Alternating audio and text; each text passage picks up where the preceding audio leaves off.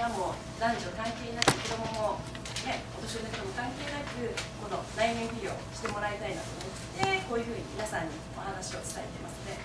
今日はその野菜の立場からと内面美容の立場から取り混ぜていろいろお話していきたいと思いますので、よろしくお願いします。で、最初前半は、先ほどお話してもらった食の安全安心についてお話をしていきたいと思います。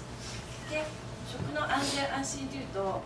いろんなことを思い浮かべると思うんですけれども、一番、皆さんが気になる添加物について少し簡単に軽くお話をしていきたいなと思います。で、皆さん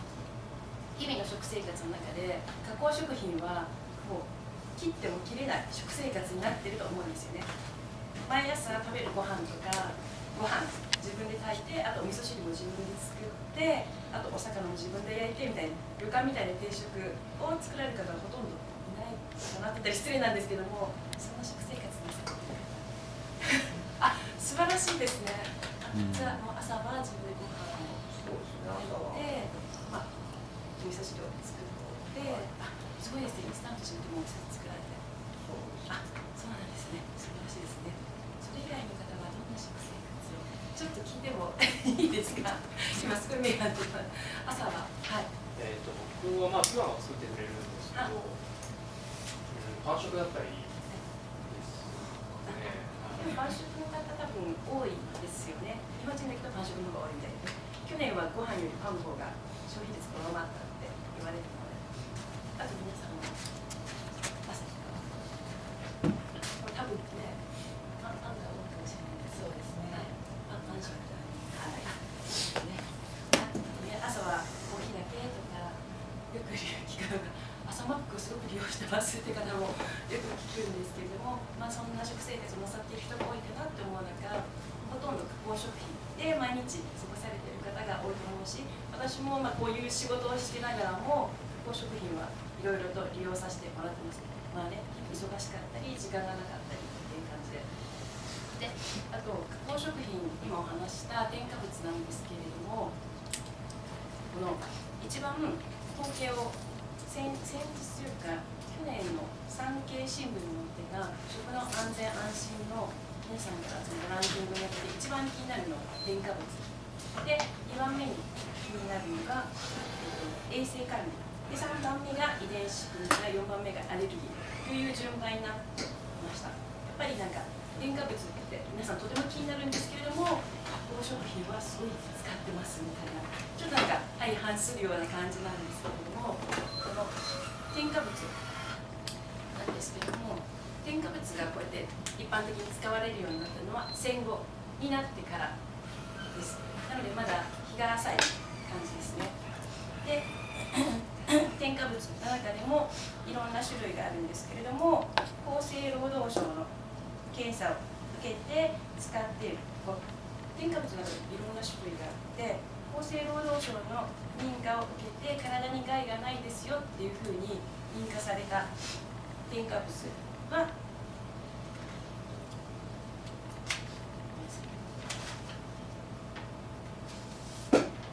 指定添加物と呼ばれるもので、約日本では400種類あります。で、次に添加物の中でも既存添加物と呼ばれるものがあって、これは長年使用してきた天然添加物で、こちらも約400種類あります。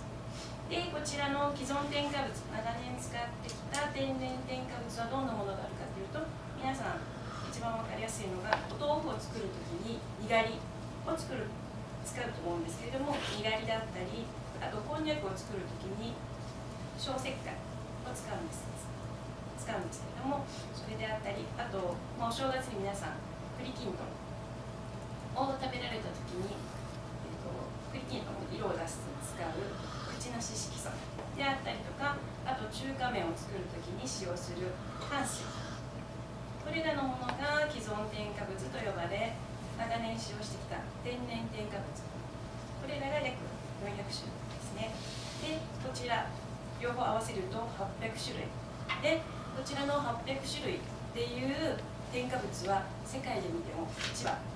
だそうです。で、ちなみにアメリカはどれくらい添加物がありますかっていうと、皆さんアメリがねすごいどれくらいあると思われます？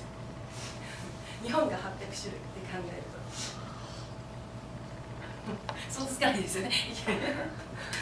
アメリカは140種類、日本に比べて全然少なくて、さらにフランスはね結構美容の国でね自然食品の国と言われてるんですけども、フランスは32種類で、さらにドイツのちょっと多いんですけども、ドイツが64種類で、次にフランス、そしてイギリスはなんと14種類ということで、でもこの添加物の基準は国によって違うので、この数字は一概には言えないところもあるんですけれども、そこから見ると日本の添加物800種類というのはすごく多いかなっていうふうに思います。多分ね、日本の加工業者さんも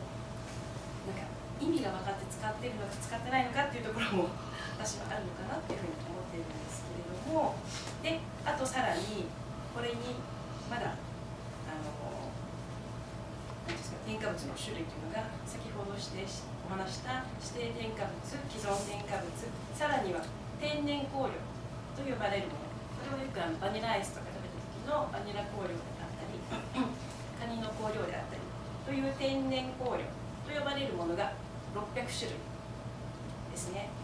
でまださらにあるんですけれども、さらにあって一般飲料添加物、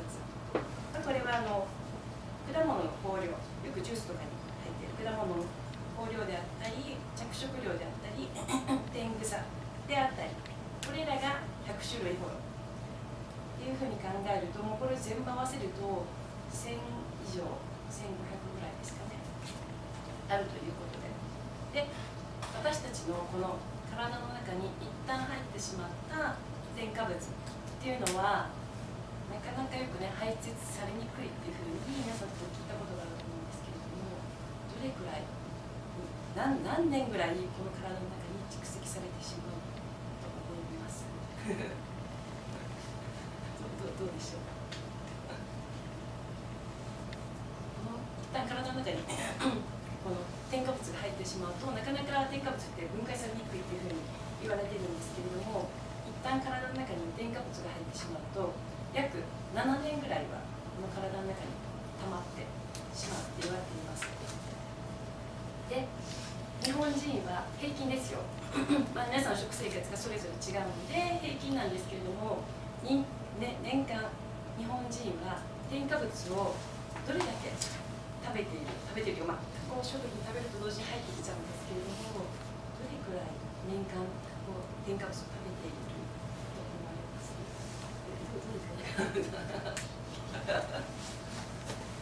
想像つかないですよね。結構な量皆さんこの体の中に入れてるんですけども年間私たちの体の中には約4キロの添加物を食べているというふうに言われています。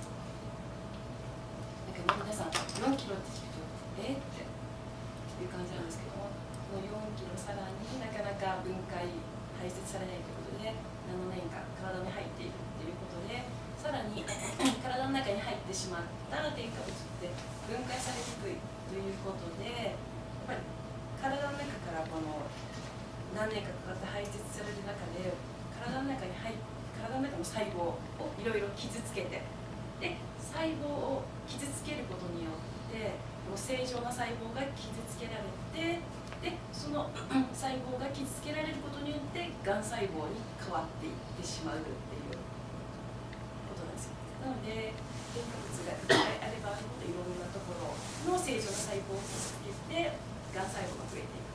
でもがん細胞が1個あるだけで周りがすごい正常な元気な細胞なら、この元気な細胞でこの傷つけられた細胞を正常化していくんですけども、周りにいっぱい傷つけられた細胞があるともうそれは修復不可能でそれががん化していっちゃうっていうことなのでそんなお話を聞きながらちょっと食生活を変えてもらったらいいかなって思うんですけども、っていう感じで添加物、であとよく添加物によって切れる、当時ねよく切れる子供とかって言われたんですけども、切れる大人だったりとか、あとやる気がが亡くなったりしてしまったりとかあと成人病にかかる方が多くなってしまったりとかっていうのもよく聞くと思うんですけれども、例えばペットボトル、普通のジュースのペットボトル 1.5 リットルの中にどれくらいのお砂糖、角砂糖が入っているかで皆さん想像しても結構まあね、ジュースってたくさんのお砂糖が入っているとは言われてるんですけども、 1.5 リットルのペットボトル、ジュースの中に角砂糖約50個分のお砂糖が入ってます。で、まあね、大体 1.5 リットルをラッパ飲みするってことはないんですけれども、よく夏になるとペットボトル500一気飲みぐらい熱いと皆さんできちゃうと思うんですけれども、そこから、ね、1.5 リットルから500を計算してみても10何個入ってるっていうことなので、それを一気に飲むっていうことは血糖値もすごいガーンって上がってしまうんですよね。で、よく言うのが、ペットボトル症候群って言って、ペットボトルを一気飲みすることによって急性糖尿病になる方、よく夏とかは聞かないかもしれないですけど、急性糖尿病になってしまったりっていう方もいらっしゃるということで、今のそういう砂糖を飲んで、ペットボトルを飲んで一気に血糖値が上がってしまってっていう現象で糖尿病になるっていう人も増えてきてます。で、あと最近はこの普通のお砂糖の代わりに、合成甘味料っていうんですかがどんどん増えてきてるんですけれども、原材料のところを見るとアステルファ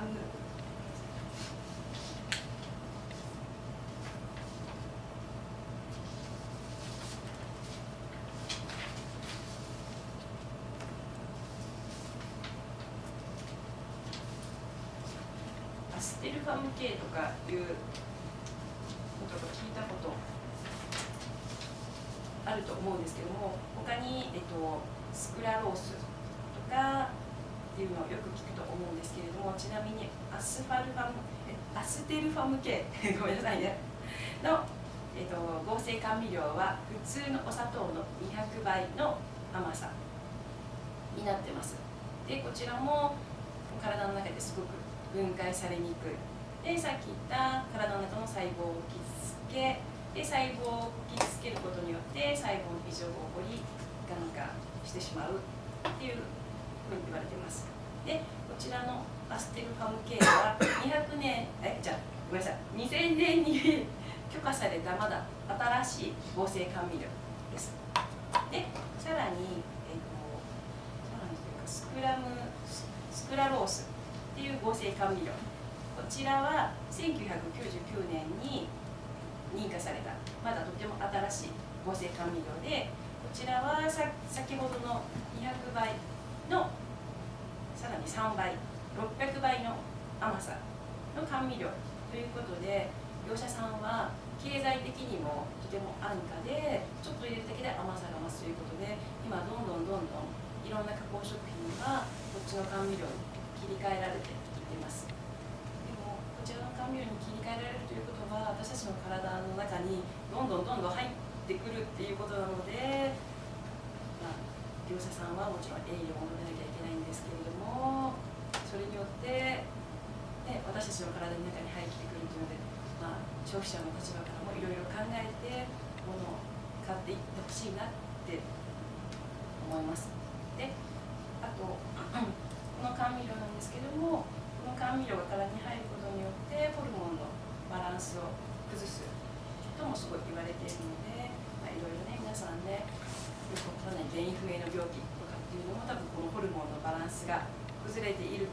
ことからも発生しているんじゃないかなと思います。っていう感じで、合成甘味料のお話をさせていただいたんですけれども、皆さんから何かこんなこと聞きたいなっていうことがあったら聞いていただけたら、また後で聞いてください。で、簡単に食品の安全安心つについてお話しさせていただきました。で、次に野菜のお話をさせていただきます。で、野菜を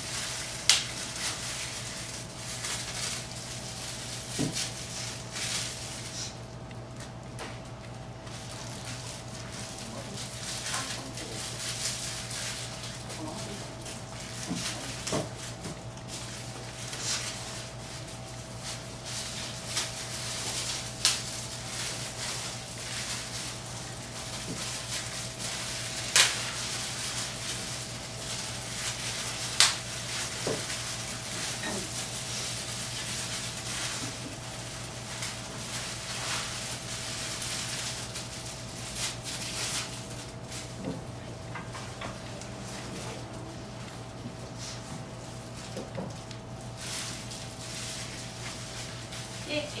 次に野菜のお話をしていきたいんですけれども、ここにいろんなカラフルな野菜があるんですけども、皆さんこれらのお野菜、身近に見ることはあまりないかなと思うんですけれども、こちら後ろの方見えますか？こちらが人参ですね。こちらの 3種類が人参です。で、これが多分通常皆さんが目にしている普通の人参ですね。で、こちら見えますか？後ろからこちらの3種類が大根になります。すごい今日はカラフルな野菜の公開ということで、いろんなカラフルな大根と人参を描いたんですけれども、多分普段は目にすることがないと思うんですけれども、まずこちらの人参の方からお話していきたいと思います。で、皆さんこちらの人参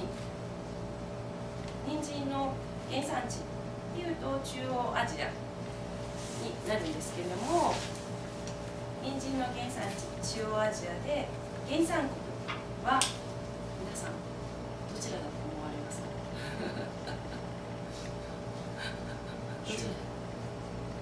ちらか分かりますか？中央アジア。人参の原産国はアフガニスタン。って感じですよね。なんかね、いろいろ問題になる。で、こちらの人参の紹介を一つずつしていきますね。まず、原産地は中央アジアで、原産国はアフガニスタンで、まずアフガニスタンで人参が、見つかり、でそこから東西に人参が分かれて流通というか伝わってきます。で、その東西に分かれていく中で、こちらの東の方に伝わっていった人参をアジア型人参というふうに呼ばれています。で、この西の方に伝わっていった人参をヨーロッパ型人参というふうに呼ばれています。で、こちらの人参はアジア型人参かヨーロッパ型人参か、どっちか分かりますか？で、皆さん初めて目にするので、こちらの人参の方が、アジア型人参になります。で、こ